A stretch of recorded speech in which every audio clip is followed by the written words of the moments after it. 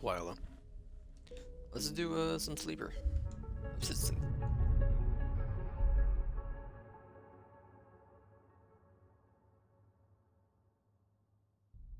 Where were we? Um, it's a new day. No, it's not. We're ending a day. I ended my day and then it didn't save. Save right before. Gotcha.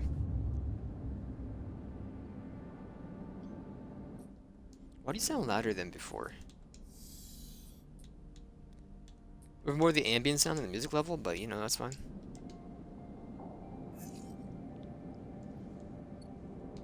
Wake me up. Fang, I'm gonna wait 4 days. That's right. We were doing down here. Got a couple of 5s and 6s for that. Okay.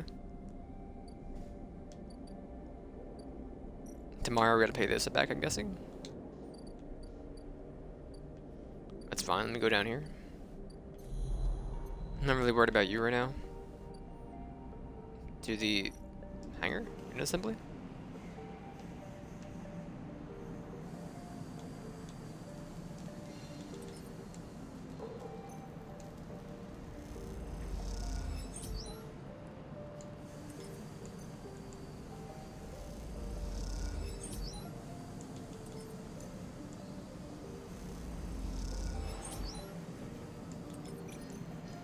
Do it. Son of a. He'll be going to bed. What a nice night.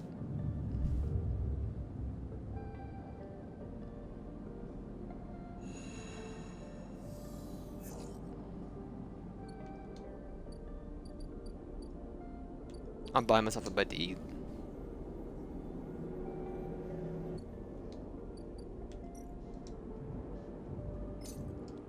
There we go.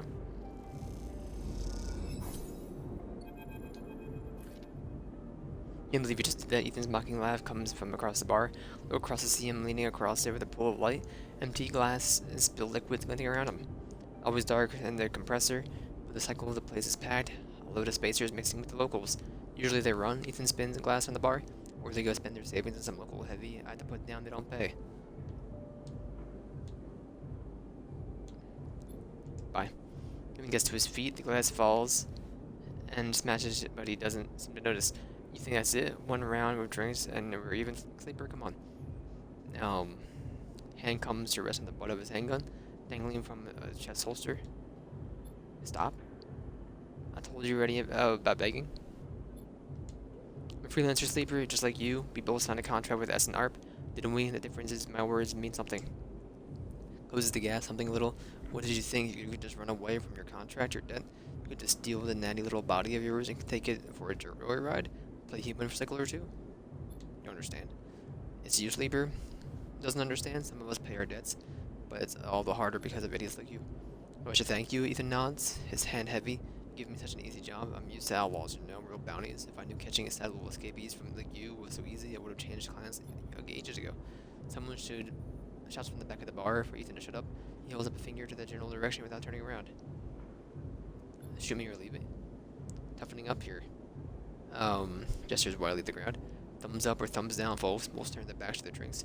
No longer interested in their try-hard show, Ethan mutters insults as he walks back towards the bar. Ethan sits heavily back down at the stool and searches through his glass for one of the searches his glasses for one with something left in it. Thing is, sleeper, I can't find you anywhere. It's actually wild that you haven't figured it out. Body is yours and it will always betray you no matter what. Finds the glass and downs the contents. Please, I'll go. I'll catch up with you whenever I need another. He laughs and taps the bar for a fresh drink. Bye. Turn on your heel and head out of the cloying dark and the sweat stench of the compressor. You walk hard and fast down the walkway, anger driving your foot falls into the metal of the rim like hammers. Alright, back to work. And unit assembly. Throwing a 5er. Oh, we don't need it. We can throw in a 4. How about a 3? Yeah, we can spare. If I can mess up a day if I need to. Okay. There we go. Am I good? Each shift, a crowd of would-be workers gather outside the shipyard. each of them clinging to a 4-digit number printed on a receipt paper. These are their assignment numbers, and you are either called for a shift or you aren't. As you arrive, crowd is restless and chatter rumbles throughout the lines. For those who, like you, have graduated to the work team, shifts are guaranteed. Having just walked out of the meeting with the supervisor where you were praised for your efforts, you feel the glow of the job well done. Yet you can't help but feel empathy for those huddled as you pass. Waiting for their number to come up, you had to keep your head down as you leave the shipyard, feeling a little guilty as you do. Sleeper, wait up. Lem's voice trembles as he shouts above the rumble of the crowd, and you turn to see him pushing through, Mina crying in his arms. Lem, good to see you, friend. He is breathing hard after shouldering through the waiting workers. He made the work team. Good for you. Tried to catch his breath, stopping Mina's hair as he does. Choking Mina's hair as he does. Just baby, give me a second here. Smiles quickly as you comforts her, and her cries start to fade. Out of the crowd, he sets Mina down by his side, shiny streaks down both of her cheeks. As he does, you see he is clutching an assignment number of a crumpled piece of paper. Is Mina okay? She's good, we just had to rush up here. He puts his hand on her shoulder as she clings to his side. Asher, usually Texture is sick. He stretches. I don't know what. A noise sounds from the entrance, a klaxon followed by a list of numbers growing brightly on the display screen. Crowd responds instantly, pushing and pulling as people try to wade to the entry checkpoint. Lem stomps and turns back towards the crowd and glances down the crumpled paper. That's my number, crap, Mina. He starts patting the pockets of his gear, glancing around. Go, I'll watch her. Thank you, he crashes to Mina. You're gonna stay with a friend here, okay? They're gonna keep you safe, and he stands back up. Take her bag, shoves it into your hand. She's got food, crap, I gotta go. Backs away into the crowd. Mina, I'll be back real soon. Okay, be good. No one disappears in the rolling crowd, who are now trying to get into the shipyard before it locks down. Mina stands staring. Suddenly small without Lem at her shines, he fixes you with a dark-eyed stare you can't quite read. Hey, Mina. Holds his stare unmoving. Two parallel tears tracks still glint on her cheeks. You okay? Snison looks down. Launch the top of the bag and see a few metal containers fashioned from scrap components. Battered slates on top, blinking a low battery warning. Tucked beside his regular doll. Pull the rabbit out of the bag. Long limbs waggling as you do. Mina goes to jump and grabs it but holds herself back. Stands and hugs herself, eyes on the rabbit. What's your name? Looks away and looks at the entrance to the shipyard. This isn't going well. Give her the rabbit. You hold the rabbit out to Mina. Mina snatches it out from your hands. She hugs it tightly without looking away from you. Bun Bun, she says, staring you down, ferocious despite her size. Hi, Bun Bun. You move her a little closer as you speak, closing the gap. He doesn't speak, she says. She looks at you suspiciously, but her face softens a little as she waggles Bun Bun in front of you and then walks walks him up your arm and onto your shoulder where he sits. Continue. Are you really a robot? Sort of. Yeah, she thinks me too. Mina has some more questions, like lots of questions. Questions about how you breathe or if you rust. But before long, you were talking about rabbits and what Escher, the lady who usually takes your smile, is like. And whether or not fairies live in the eyes heating pipes. Pass a time like this, sitting side by side on the floor of the walkway as others pass by, sometimes talking, sometimes drawing on the slate, sometimes playing with Bun Bun, the rabbit. And this is how Lem finds you, just as both of you are starting to yawn, dirty and tired, but Mina leaps up his legs and onto his arms as he stumbles backwards. You two get along? You two get on okay? Yes, trying to keep Mina from crumbling into his shoulders. We managed. Mina glances carefully at you, hiding a smile that's slowly growing. Well, looks like the Mini can't be nice. And this like the Mini can be nice. He pokes her in the ribs and she squeals in delight. Thank you, friend, Mina. It gives you a warm, wide smile. I owe you. Oki glances around. It seems like Escher, the lady who usually watches her, is going to be out for a spell. If you ever have some time, I really appreciate you coming down to our place in the low end. We're going to sheepishly if you have time. But now I have to take this one to eat. He plays at biting Mina, and she giggles in response. So you sleeper? He waves as they stumble off down the corridor, and Droll gazes from passing spaces as Mina's laughter echoes down the corridor and Bart squeals. I do my thing at Streamlabs still, man. What the frick? Why did you get... you get a +1, so this is gonna be a 4?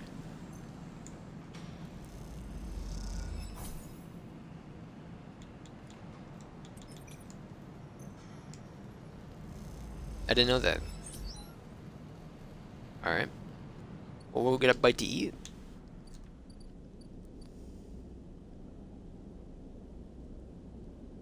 A bite to eat.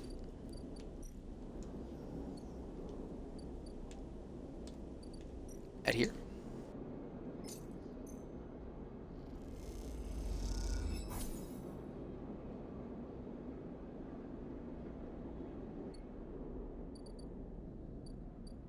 Fresh and firm. 2 points. Well.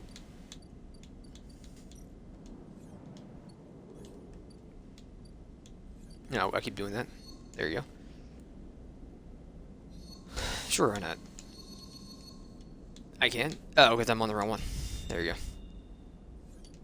Double data rewards, thank you. Go to bed.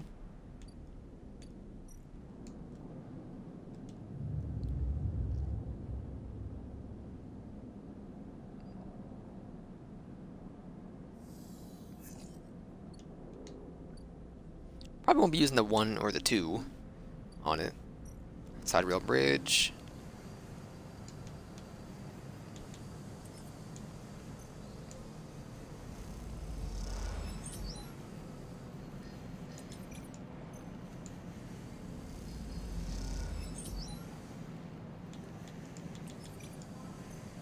I'll put the 3 in there, I guess. That's it.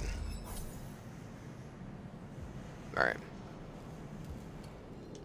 And then we have a 1 die we can do anything we want with.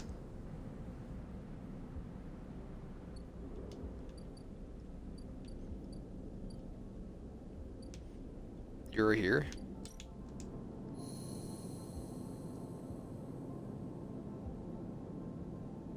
Oh, you're still here, never mind. Word exchange.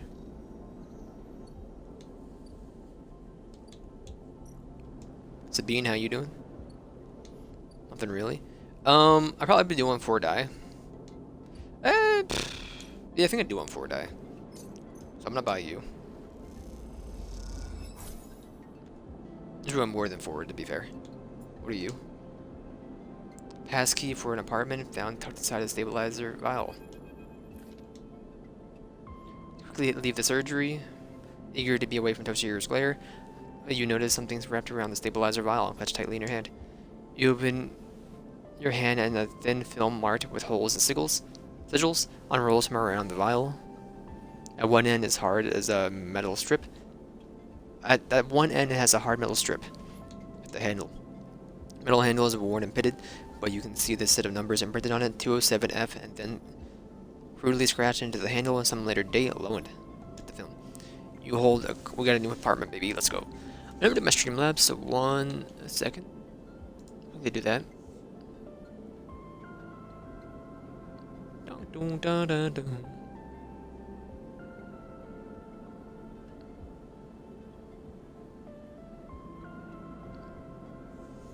Another box.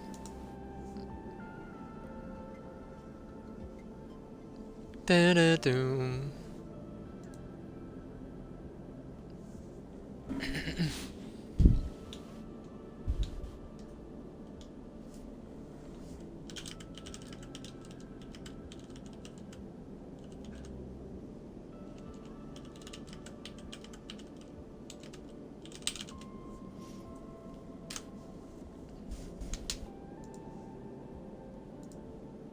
What was I doing? Streamlabs, right before I was texting. Or messaging.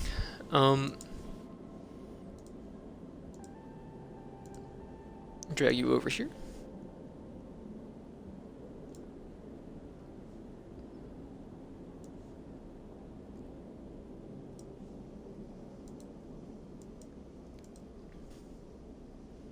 Da, da, da.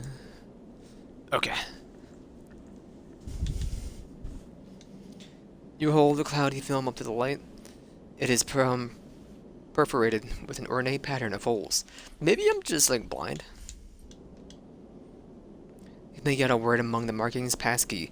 Is this an entry key to somewhere? For a moment you consider going back to the surgery to return the key, and quickly think better of it. Did Sabine want you to have this, or did Toshihiro passing along a message? Time to head to the low end to find out.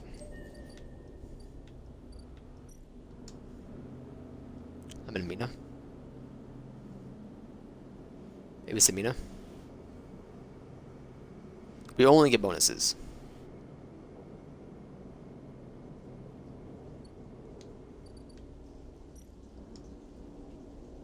I got an achievement. Plan obsolescence. Brought yourself some extra time, one vial at a time. The first one I ever actually bought? What?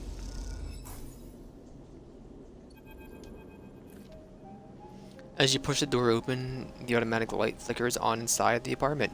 To reveal yellowing plastic panels, the curved shape of wall-mounted utility lights, detritus of the routine life arranged on every surface. You step inside, clicking the door shut behind. The amber light of the aging fixtures glaze everything with pale orange. Work surfaces hold a variety of objects indistinct in the dull lighting. Pale blue light drifts from the doorway at the end of the room. The surfaces smudges through the thin layer of dust, suggests a recent, rare, and hurried visit. Trace a path to the water dispenser, the auto wash, then to the cabinet still half open. On the shelf sits an empty pill case. Go to the doorway. You cross the cramped utility room with the auto wash dispenser's water closet towards the doorway. Through the doorway, that's a dark, warm room, lit only by the faint glow of terminal screen. As you approach, there is a crackle from somewhere in the dark. Sleeper, Sabine's voice shakily echoes throughout the apartment. Welcome to my home. I'm sorry I can't be there. I have had to make alternate arrangements. You hear a rattling noise, static. I was able to record this message, but I don't dare to show my face. Something is happening with Yatagan. I no longer trust them. Their voice becomes distant.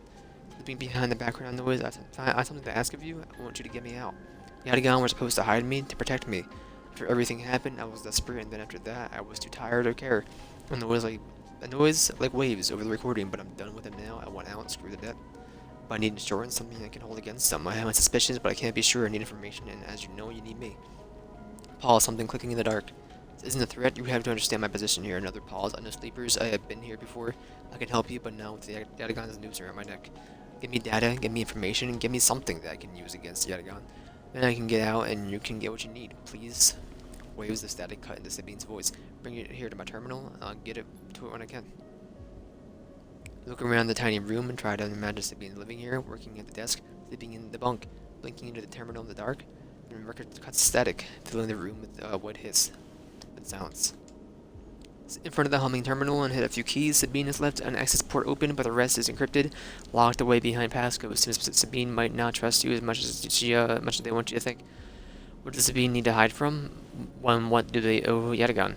Try to assemble the pieces, but too many are missing. The only thing you know is that without stabilizer, your body will die. Glance at the briefcase, lab, and desk. Glassware squinting in the dark. Turn away and leave. The door clunking shut behind you. Back in the corridor, you notice the scrawled graffiti of the blade at the opposite of the wall. Yatagan, you feel yourself being drawn to something you don't quite understand. Drive.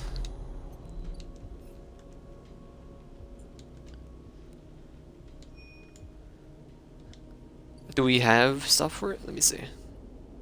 No, we gotta get fighting. Okay. Well, let's see if I can do that. Any Yatagan people around here? You need a 1 or a 3?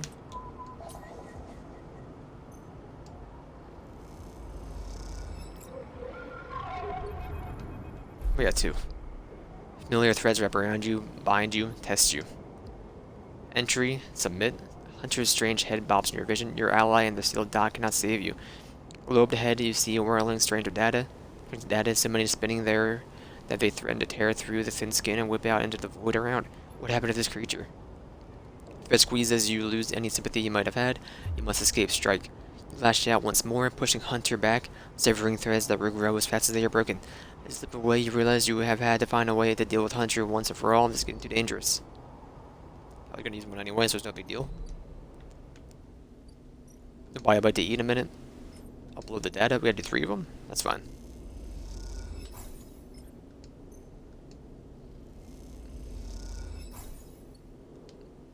Let's see. Do you sell food? No, I'm good at this. Okay, that's fine. Where are you? Right here.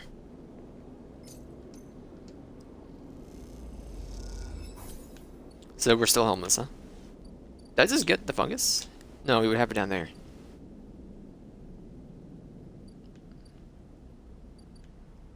Do we have a timer required to, no?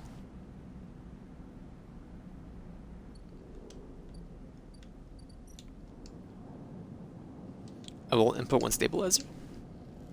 But I don't believe you get your dice back Yeah, we would have got one back there. So, body repaired, condition stabilized, and cycle. So I'll make sure I get the Yatagan thing first. Then I'll watch What's-Her-Face for a little bit. Harden. Been more than a few cycles since Fang confronted Harden. Sound sense has been noticeable. In your time with Fang, you haven't exactly found him to be reliable, but you did expect to hear the end of whatever plan he put into action. But if it won't come to you, you think as you approach the Haven Age building, time to come to him. After all, he did promise to fix your tracker, and you're getting nervous. As you open the bay doors, you see them wide open. Light pouring out of the once dark room, stacks of servers and terminals sit outside the bay, suddenly robbed of the mystery by the bright floodlamps. Figure in Haven Age security fatigue steps out of the bay. As you get closer, carrying a stack of hardware. Approach. Closer, you see a security officer taping into the machines from Fang's stash what looks like to be hazard tape. Isn't good. You again. Harden is there, leaning beside the bay entrance so calmly that you barely notice him. Slate in his hand, an inventory of seizures scrawled across it, predictable with further evidence of Fang's collusions. You see another security officer come out of the bay and take notice of you. Where is he? Betting ignorance or perhaps just abandoned? Harden shakes his head. I believe you should choose your conspirators more wisely. I almost feel sorry for you. Harden pushes away from the wall and comes closer. Don't worry, Sleeper. We have all the evidence we need. A confession won't be necessary. He gestures around at the stack of hardware, spying on fellow Haven Age members, hoarding Solheim materials, and obsession with corporate data. Speaks for itself, does it not? Tells you nothing. You will see what the council has to say about that. He looks up at the glass roof above and the stars beyond. We are the ones that provide the oxygen you are breathing, the light you are seeing, the systems you use every day to live out your cycles. Place we have fought this place was hard fought for, Sleeper. It took work, diplomacy, and strength to stop the Eye descending into the chaos of the Solheim collapse. Not blind conviction or self-interest. Fang isn't selfish. I know all about the background of our mutual friend Sleeper. Don't you worry about that. His parents would be sickened by the damage he is trying to do to this institution they helped found. You see, Sleeper, we are proud of our history here. Andre Erlin and the First Union founded this place, and Haven Age has welded his values into very walls of this place. Never turn away the hardworking, the just, the true citizens of the Eye. Haven Age aren't a gang like Yatagan. We are pirates. We aren't pirates like the half the spacers you meet at the hub. We're esoterics like those Hafaya radicals in the Greenway. We're the backbone of this place, proud and true. We named Erlin's Eye, Sleeper. This is our station where he meets your eyes, so please take your false accusations elsewhere before I decide I need a confession after all. Do you have any pride that you will give up Fang the moment he contacts you? You know where to find me. With that, Harden turns to his back and walks back towards the security officers, ordering them to continue to clear out. As they do, something catches your eye among the server stacks, a crumpled hand-printed box of synthetic chewing gum. A penguin character grinning from a brightly colored card, and scrawled onto it, a speech bubble reading, "Take me to Tambor." Carefully pocket the box, making sure no one's watching, and then turn away just as another stack of servers are wheeled out of the bay. What have you done, Fang? And where the heck is Tambor? Well, let's use a 1 die on one of these. Yeah, I got an agent, if I can. You went a 1. Easy. My best.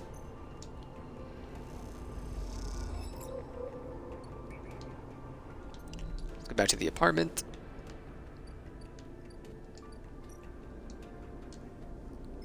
Extract.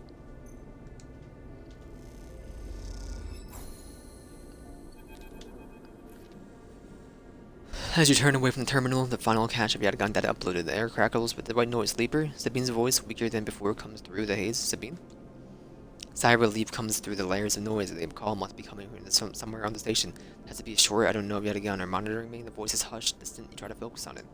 Data you've been bringing in from Yatagan agents. There's something in it. I don't understand. A shrill howl rattles through the signal. The data is all gleaned from their implants. Records of integration, the nervous system, performance analysis, error rates, usage data. I installed many of these implants, and I didn't enable any of the functionality. The voice dips under the level of the noise, like a swimmer slipping beneath the water. You listen to the waves for a few seconds before Sabine reemerges. Has to somehow baked into their wetware's interface. That's not all. Systems compiling the data, are connected to some kind of transmission protocol. It's being broadcast. Wait, why? Every Yatagan enforcer is equipped with black market implants, retinal enhancements, adrenaline boosters, pain suppressors. These implants are gathering data on themselves, on the enforcers' bodies, on their performance. Why? I can't tell. But I can promise you these foot soldiers have no idea this is going on. The back end tone switches, dropping to the ground, and just rumble. If they knew, I don't imagine they would be very happy with the situation. Yatagan could have a mutiny in their hands. You lean towards the terminal, straining to listen to Sabine's voice, faint voice. I need a few cycles to pull this all together, but this might be information I need to pressure Yannick into releasing my debt. One of the heads of Yatagan, they pause. It's better you don't know him. Keep it that way. Suddenly, a banging echoes throughout the call. Sabine's voice that suddenly whispered, panicked. I have to go, come back to enforce cycles. The sharp crack of the disconnect and silence fills the apartment. Step back from the terminal. What does Yatagan have to gain from monitoring its own members? You try to recall what you knew about the gang, but you have so little to go on. You think of Toshihiro, Sabine's minder. His mirrored teardrop implants set below hard eyes. What data could they be gathering? And more importantly, where are they sending it? Effectively rub your forehead, trying to think. Can you really trust Sabine? How do they come to be Yatagan's doctor in the first place? You think of their kindness, their care, but they also glazed look of recognition that they have given you when they first met you. That look stays in your mind as you slip back out of the apartment, glancing around as you close it up and drift into the corridors of the station, unable to shake the unpleasant sensation of being observed. Well, let's go sell the extra piece of data we have to these fools.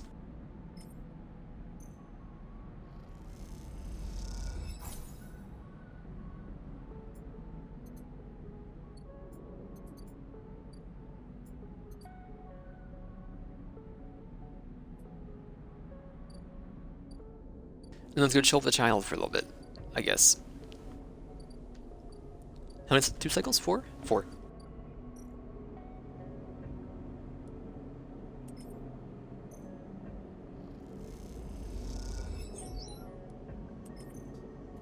If I can finish this today, it'd be very nice. Let's go.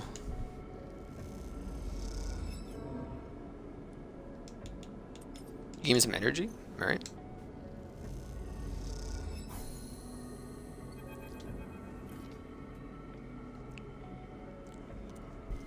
She's asleep, whispers Lem, creeping back out of the unit's tiny bedroom, letting the door shut as he does.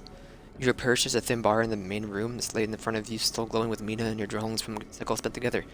There's a ring, the only world Mina has known, with stick figures standing along its edge. The tall one is you. Drink? Asked Lim, producing a warm-looking bottle of Groil from under the bar, contents glowing amber and the fluorescent light. Sure. Lim nods and glugs a few fingers into the couple of metal tumblers. Sits down with you at the bar, cheers he offers, and you click the metal containers together. You know we actually have something to celebrate this time around. Lim gives you a sideways look. I made the assembly team on the side rail. He grins broadly. Clearly he has been desperate to tell you this all cycle. I knew it. Almost up his drink. You did get there first, friend. I'll give you that. He looks away. Seriously though, couldn't done it without you keeping an eye on little meanie back here. Lim shifts a little on his stool. He looks uncomfortable. How's our girl doing, sleeper? Haven't seen much of her these past cycles. Doing great? Of course she is. He playfully squeezes your shoulder. Talks about you a lot, you know. Draws you. I'm glad she had a friend like that. Isn't me. Eyes drift to the bedroom door. You okay? Can take all the credit for Mina. She isn't actually mine. He gazes into the middle distance. I pulled her off of a refugee shuttle out of one of the Ember moons. Colony was falling apart for decades after Solheim collapsed, arriving on next to nothing. Eventually, some of the residents tried to make for the eye on these decrepit old shuttles. He sloshes the drink around the tumbler. They had no idea what they were doing. The one Mina was on decompressed halfway here. Everyone's space. The only reason she made it was someone sealed her in a weapon locker. Ice cold when I reached her, purple lips, he shivers. Once I picked her up, I wouldn't let go. The men treated her with me, still clinging to her. Tastes a drink, still not sure why. He reaches over and refills his cup. We weren't exactly anybody's heroes, you understand. We were private military, hired by the Conway to protect their claims in the collapse. But once I got Mina, that was it. I quit. Got us dumped here. Our family? The ones in the shuttle were dead when they re-arrived. Wasn't many cycles later where the colony fell too. I didn't dare take her to another grave. He looks around the decaying unit, stained plastic plating and flickering lights. This is how I justify it, he sniffs. She was tiny, too small to know what she lost. I can't stop thinking about it. He rubs his eyes, dark and with tiredness. What if our number doesn't come up in the draw, sleeper? What then? The side of rail will sail off without a thought. Living a zero kind of life, is that for her? You'll make it. I know you don't have it any better. He looks at the cup and pushes it away down the bar. This is a celebration, right? Both of us on the team now. Both of us with a chance together. That's right, we hold on together. Imagine all three of us riding the side rail horizon out of here to a new world. He looks into the glass for a moment. I think I drank too fast, he laughs. Lem stands and starts to clear the glasses in the auto wash. I need some sleep, friend. See you around. Alright then, he catches your shoulder. As you turn to leave, thank you, sleeper. I mean it for both of us. Past your shoulder as you slip into the dark of the walkway with thoughts of little Mina in your mind. Achievement unlocked. Good robot. Helped a friend and had fun with the what? With Bun Bun. Had fun with Bun Bun. Let's go, man. May as well get you here.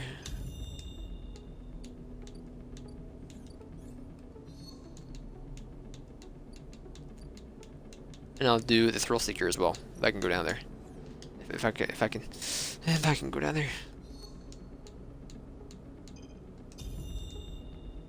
There you go.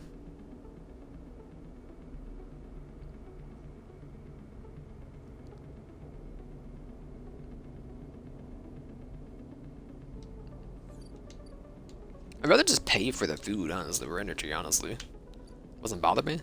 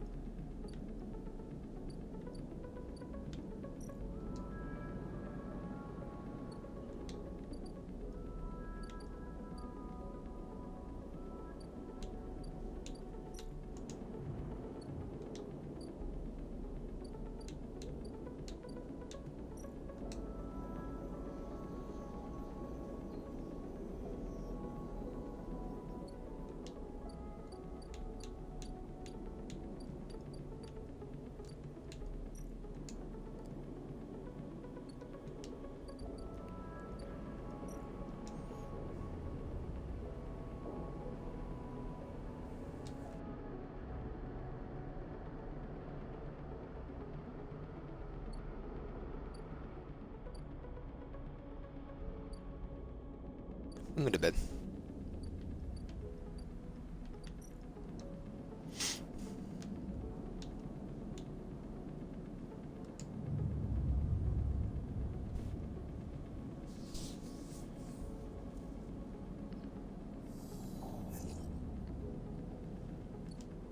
You get 3 energy back for a die? That's not bad, but we don't really need to.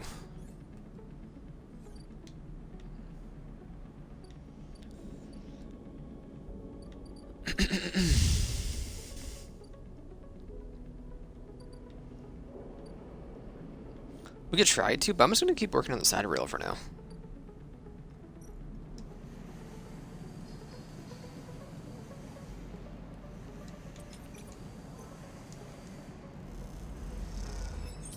Making good money. We're doing fine. As we wait for Sabine.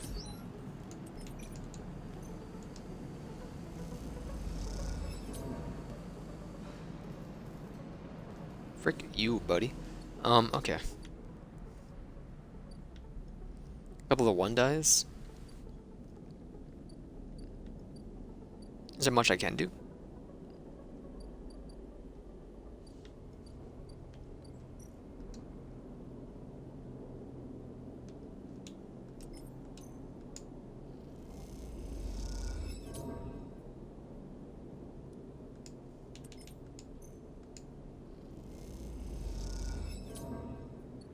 Alright, smell me.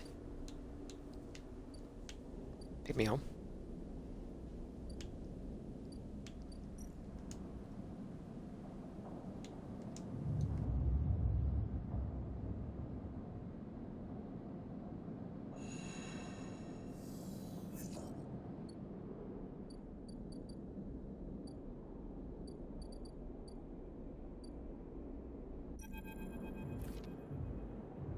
The pressure is quiet today, the usual crowds are elsewhere. Pumping music washes over a handful of spacers and a few drunks. Ethan's still in the same stool, in the same pool of light.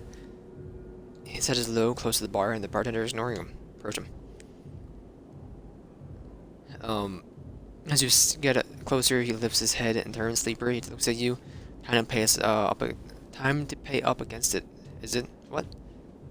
Time to pay up again, is it? Gestures at the bartender. Come here, take their chits. Stay here. Bartender ignores Ethan. It seems they cut him off. Hey, slams and hands on the bar. Come take the chits. Bartender ignores him. Ethan lets out a huge sigh, rubbing his eyes with his palms. Reaches towards his holster.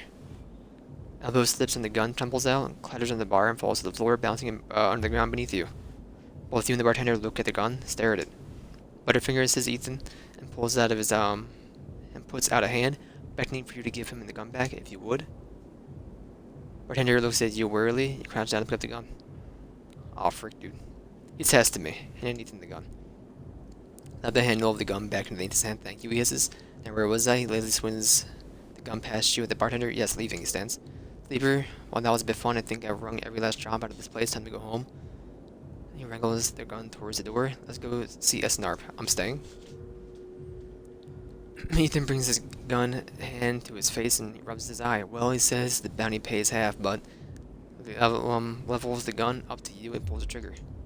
Gun clicks. By now, all the attention in the bar is on you and Ethan, who looks at this gun with a bemused expression. Bartender raises an open hand, and in 10 shiny bullets. 10 shiny bullets he took out of Ethan's gun while he was asleep on the ground. Or asleep in the bar. Ethan smiles at him. Oh well, he says, and hits you in the head with the butt of the gun. Stagger back and drops to a knee. Somewhere nearby, the gun clatters onto the surface. They hit a glancing blow that makes your vision swim. With a blur, you see Ethan wrestle a small, thin slate from the belt and hold it up. Enough of this, I'm logging the job and calling it in. Ethan taps the slate. No more playing. Head aches. Ethan taps through a few screens impatiently. Swears and taps again. Starts shouting, a dull echo in your ringing ears. Starts screaming at the slate and throws it on across the bar. Crouches down and grabs you by the chin. His face close, his breath heavy with drink. As an ARP just screwed me, he grins manically. Cancelled the contract. Hands up to cancel the contract, shouts at the ceiling of the compressor. Stand up, struggling to your feet. There's a thing of the hit fading. Ethan is rubbing his temples, his face pale. You hear a clicking sound, like coins being counted, like bullets being loaded into the magazine. When you shake off the last of the blur, the bartender has Ethan's pistol trained in Ethan's head. Ethan stumbles back towards the middle of the room, and all eyes turned on him. I'll kill all of you, he screams. He stumbles into a wall, spinning away towards the door. Back for that, he shouts at the bartender and lunges out of the compressor. Steady yourself on the bar, and catch your breath. The rumble of the conversation returns. The bartender goes to say something, then thinks better of it and begins to clean the bar. After a while, you wander out into the lighted bright market, looking for Ethan around every corner.